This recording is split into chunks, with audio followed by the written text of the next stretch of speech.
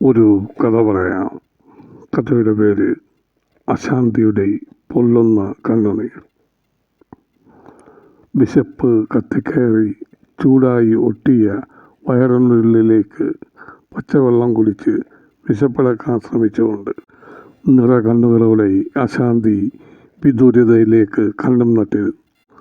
അശാന്തിക്ക് 2 ആൺകുട്ടികളാണ്. അവർ ആങ്ങളമാരുടെ വീട്ടിൽ ഭക്ഷണം കഴിക്കാൻ പോയി. സഹോദരന്മാരെ ആശ്രയിച്ച് ജീവിക്കുന്നതിന് ഒരു പരിധിയില്ലേ?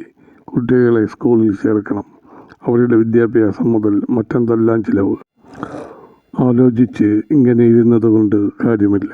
എന്തെങ്കിലും മാർഗം നോക്കണം.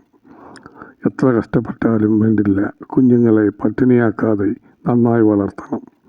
അങ്ങനെയാണ് അശാന്തി മേസ്തിരിമാരുടെ കൂടെ മൽക്കാട് പണിക്ക് പോകാൻ തീരുമാനിച്ചത്. അശാന്തിയുടെ ഭർത്താവ് മാമച്ചൻ ഒരു മേശിരി പണിക്കാരനായിരുന്നു. വിവാഹം കഴിഞ്ഞ നാളുകളിൽ അല്പം കഴിക്കുന്ന ശീലം ഉണ്ടെന്ന് തുറന്നു പറഞ്ഞതിൽ അശാന്തിയുടെ മനസ്സിന് കുളിർമയുള്ളൊരു ആനന്ദാനുഭൂതി അനുഭവപ്പെട്ടു. എന്നാലും അശാന്തി പറഞ്ഞു, അല്പമേ ആകാവൂ. സ്നേഹത്തോടെ ഒരു താക്കീത്. മാസങ്ങൾ കടന്നുകൊണ്ടിരുന്നു. അല്പം എന്നത് അല്പാൽപമായി കൂടിക്കൊണ്ടിരുന്നു. വീട്ടിലെത്തുന്ന വരുമാനം കുറഞ്ഞുകൊണ്ടിരുന്നു. പിന്നെ വീട്ടിലെത്താൻ വൈകിക്കൊണ്ടിരുന്നു. വീട്ടിൽ ദാരിദ്ര്യം കൂടിക്കൊണ്ടിരുന്നു. അരപ്പട്ടിണി മെല്ലെ മുഴുപ്പട്ടിണിയിലേക്ക് കടന്നു. 2 ആങ്ങളമാർ അശാന്തിയുടെ വീടിൻ്റെ ഇടതും വലുതുമായി താമസിക്കുന്നു.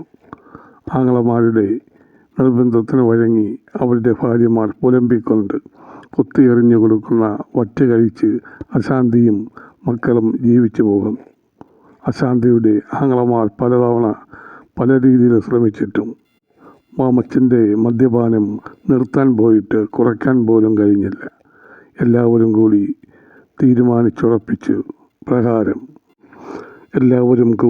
തീരുമാനിച്ചുറപ്പിച്ചതിൻ പ്രകാരം അശാന്തി മാമച്ചനെ വീട്ടിൽ വിലക്ക് കൽപ്പിച്ചു. ഭർത്താവ് ജോലിയിൽ നിന്നും പിരിച്ചുവിട്ടു. എന്നാലും നാണമില്ലാതെ അന്തി ഉറങ്ങാൻ വരുമെന്ന് അവർക്കറിയാമായിരുന്നു. അതിനാൽ അളിയന്മാരും അയൽവാസികളായ സുഹൃത്തുക്കളും ചേർന്ന് വഴിയരികിൽ കാത്തുനിന്നു. അമിതമായി മദ്യപിച്ച മാമച്ചൻ കാലുറയ്ക്കാതെ ആടി വന്നു. മാമച്ച, നീ ഇങ്ങോട്ട് വരരുതെന്ന് പെങ്ങൾ നിന്നോട് പറഞ്ഞില്ലേ? പിന്നെ എന്തിനാ നാണമില്ലാതെ വന്നത്? മാമച്ചൻ അവരെ ചീത്ത വിളിച്ചുകൊണ്ട് മുന്നോട്ട് നടന്നു. പിന്നിൽ നിന്ന് അടി വീണ് മാമച്ചൻ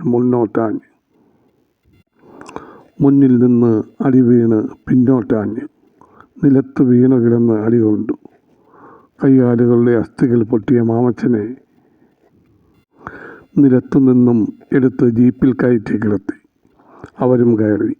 മാമച്ചൻ്റെ നാട്ടിൽ എത്തിയപ്പോൾ അർദ്ധരാത്രി കഴിഞ്ഞു. മാമച്ചൻ്റെ ബന്ധുക്കൾ താമസിക്കുന്ന സ്ഥലത്ത് റോഡരികിലെ കടത്തിണ്ണയിൽ കിടത്തി അവർ മടങ്ങി. മാമച്ചൻ്റെ ശല്യം അങ്ങനെ ഒഴിവാക്കി. അശാന്തി മൽക്കാട് പണിക്ക് പോയി തുടങ്ങി. ദിനങ്ങൾ മാസങ്ങളായി കടന്നുപോയി. അശാന്തി ആളാകെ മാറി. ശരീരം തൊടുത്തു കൊഴുത്ത് വെളുത്ത് ചുവന്ന് സുന്ദരിയായി. അശാന്തിയുടെ ഇപ്പോഴത്തെ തൊഴിൽ നാട്ടിൽ അറിഞ്ഞു തുടങ്ങി. ആങ്ങളമാരുടെ ചെവിയിലും എത്തി. ആങ്ങളമാർ അശാന്തിയെ സമീപിച്ചു. മോളെ, നീ നമ്മുടെ കുടുംബത്തിൻ്റെ മാനം കളയരുത്. അവർ എന്തെല്ലാം പറഞ്ഞിട്ടും അശാന്തി ശബ്ദിച്ചില്ല. അവർ പറയുന്നത് കേട്ടുകൊണ്ട് നിന്നു. ആങ്ങളമാർ ഉപദേശം തുടർന്നു കൊണ്ടിരുന്നു. അവർ ഉപദേശിക്കട്ടെ, അതിനല്ലേ അവർക്ക് കഴിയൂ.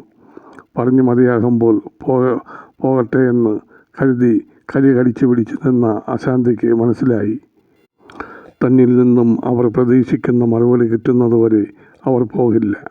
ക്ഷമ നശിച്ച് അശാന്തി സഹോദരന്മാരുടെ നേരെ ക്രോധത്തോടെ നോക്കി. പൊട്ടിത്തെറിച്ചു. കലി കൊണ്ട് അശാന്തിയുടെ മനസ്സിൻ്റെ നിയന്ത്രണം കൈവിട്ടുപോയി. പരിസരബോധം നഷ്ടപ്പെട്ട് അവൾ അവരുടെ നേരെ ആക്രോശിച്ചു. ഒരു ഭ്രാന്തിയെപ്പോലെ വിളിച്ചു കൂകി പറഞ്ഞു. ഉച്ചത്തിലുള്ള ശബ്ദം കേട്ട് പരിസരവാസികളും അങ്ങോട്ട് വന്നു. ക്രോധത്തോടെ അവൾ പറഞ്ഞു, മൽക്കാട് പണിക്ക് കൊണ്ടുപോകണമെങ്കിൽ മേശിരിമാരുടെ കൂടെ കിടക്കണം. ഓരോ ദിവസം ഓരോരുത്തന്മാരുടെ കൂടെ. പിന്നെ എല്ല് മുറിയെ പണിയെടുത്താൽ കൂലി കിട്ടും. ദിവസവും അവന്മാരുടെ കൂടെ കിടന്നിട്ട് ഞാൻ എങ്ങനെ പണിയെടുക്കും? ഞാൻ മാത്രമായിരുന്നെങ്കിൽ മരിക്കാമായിരുന്നു. ഈ കുഞ്ഞുങ്ങളെ ഞാൻ എങ്ങനെ കൊല്ലും?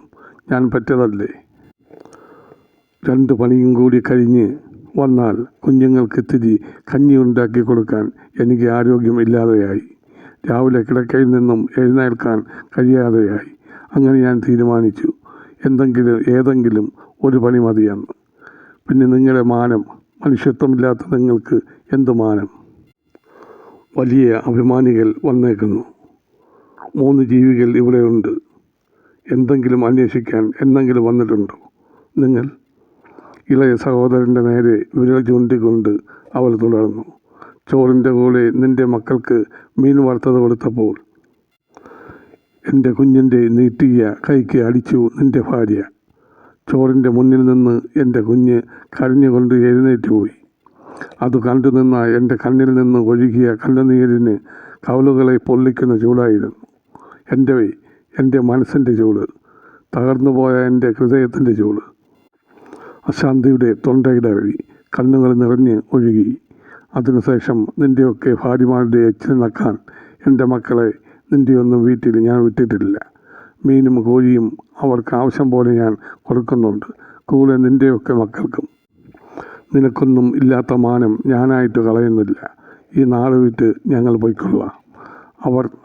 അവൾ പൊട്ടിക്കരഞ്ഞു നിലത്തിരുന്നു. 2 കൈപ്പത്തി കൊണ്ടും മുഖം പൊത്തി തല കൊമ്പിട്ടിരുന്നു കരഞ്ഞു. അത് കണ്ടു നിന്ന അയൽവാസി സ്ത്രീകളുടെ കണ്ണുകൾ നിറഞ്ഞു. അവരിൽ നിന്ന് ചിലരുടെ സ്ത്രീത്വം ഉണർന്നു.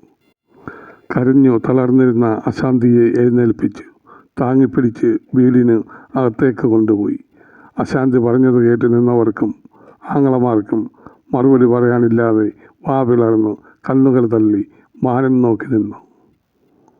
ശുഭം.